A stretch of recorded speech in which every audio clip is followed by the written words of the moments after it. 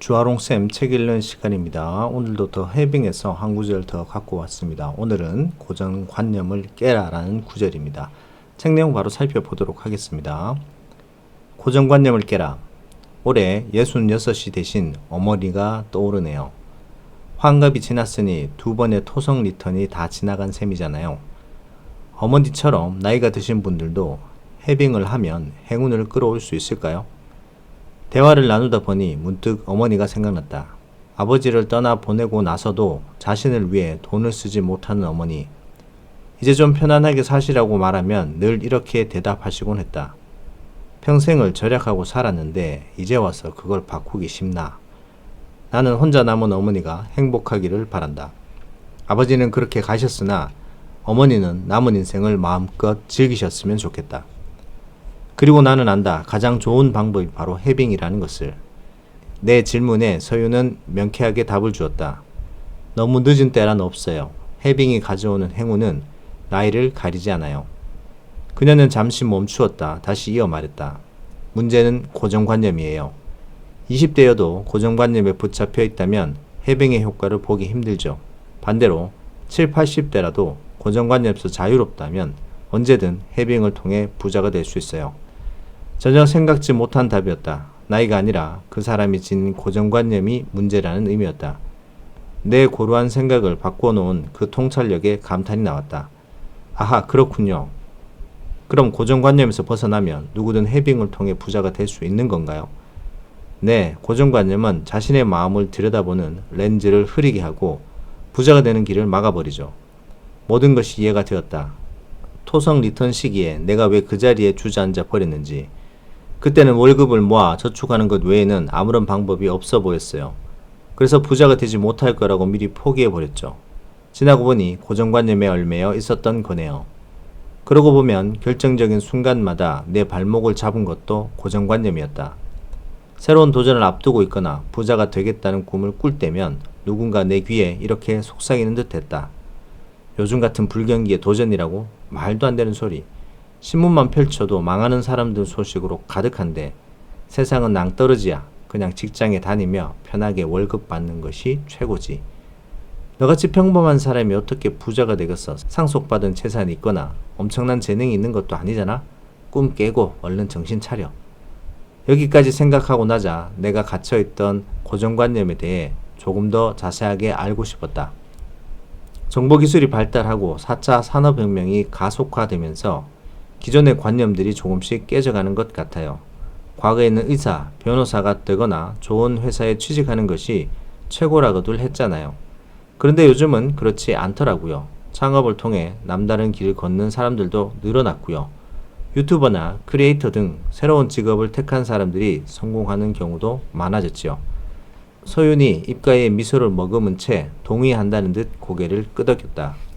맞아요. 잘 지적하셨어요. 하지만 쉽게 깨지지 않는 것들도 있죠.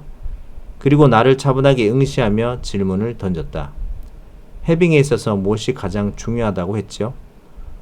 확실하지는 않지만 감정이라고 하셨던 것 같네요. 네, 맞아요.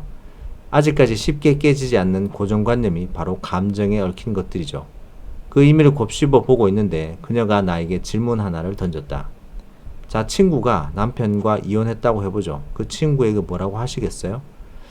글쎄요, 힘들 테니 먼저 위로해주고. 바로 그겁니다. 그게 바로 감정에 대한 고정관념이죠. 그녀는 매혹적인 혁명가처럼 내가 오랫동안 믿어온 관념들을 보기 좋게 뒤집었다. 우리는 좋은 일과 나쁜 일을 다 정해놓고 그에 따른 감정까지 사회적으로 규정해놓죠. 연인이나 배우자와 헤어지는 것, 건강이 안 좋아지는 것, 일이나 사업이 잘 안 되는 것, 이런 일들이 항상 힘들고 불행한 일일까요? 잠시 생각해보고 나는 천천히 고개를 젓다. 꼭 그렇지만은 않더라고요. 유명인의 성공담을 봐도 꼭 그런 스토리가 나오잖아요. 회사가 망한 뒤 사업을 더 크게 성공시키거나 남편과 이혼 뒤 세계적인 작가가 된 이야기요. 수만 명의 사례를 분석해보면 모든 사건은 항상 반전의 기회를 갖고 있어요. 중요한 시기에 주어진 달콤한 일들이 나중에 도구로 작용하는 경우도 많고요. 누가 보아도 불행한 일이 사실은 그 사람을 다시 태어나게 하는 경우도 많죠. 저만 해도 건강이 안 좋아진 시기에 생각지 못했던 깨달음을 얻어 일의 진전을 이루곤 했어요. 아, 그렇군요. 그러고 보니 남들이 정해놓은 기준이나 잣대가 내 감정까지 정해버린 적이 많았어요. 그녀가 단호하게 말했다. 홍 기자님, 감정에 대한 고정관념은 과학적 진실이 아니에요. 그것은 사회적 통념일 뿐이죠. 문제는 사람들이 거기에 묶여 있을 때 생겨나요. 고정관념은 사람을 특정 감정에 얽매여 이미 닫혀버린 문만 바라보게 만들거든요. 고개만 돌리면 새로운 문이 열려 있는데 그것을 보지 못하게 하죠. 당신의 시간은 한정되어 있다. 다른 사람의 삶을 사느라 그 시간을 낭비하지 말라. 도구마에 갇혀 살지 말라. 그것은 다른 사람의 생각대로 사는 것일 뿐이다. 남들이 내는 소음이 당신 내면의 목소리를 잠재우지 않게 하라. 중요한 것은 당신의 마음과 직관을 따를 용기를 내는 것이다. 스티브 잡스. 자, 중간에 토성 리턴식이라는 게 나옵니다. 요 단어가 좀 생소하실 수도 있는데요. 저도 토성 리턴이라는 단어를 처음 들어보는 단어였는데 거기에 대해서 잠깐 설명해 드리고 가도록 하겠습니다. 우리가 보통 한 세대를 30년으로 본다고 합니다. 자식이 성장해서 부모의 역할을 계승하는 기간으로 한 세대를 잡는데 이것은 토성의 공전주기인 29.45년에서 유래한 것이라고 합니다. 서양 점성술에서 말하는 토성 리턴은 토성이 태양을 한 바퀴 돌고 제자리에 돌아오는 기간을 의미합니다. 인생에서는 28세에서 30세가 이 시기에 해당하는데요. 점성술에서 토성은 어린 시절의 꿈과 환상에서 깨어나 현실에 대한 자각과 행동에 대한 책임을 가지도록 엄격하게 요구하는 그런 행성이라고 합니다. 즉 토성 리턴이라는 것은 독립된 운명체로서 부모의 품을 벗어나서 진정한 어른으로 다시 태어나야 하는 시기라고 봅니다.